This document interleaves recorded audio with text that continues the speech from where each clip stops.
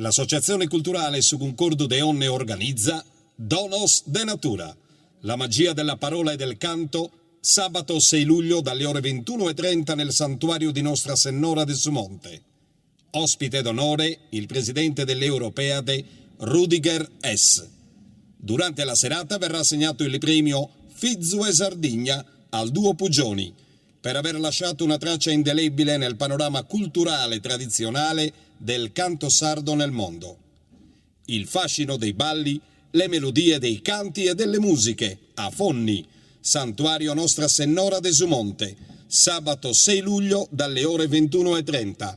Organizzazione Associazione Culturale su concordo de Onne, patrocinio Amministrazione Comunale Fonni.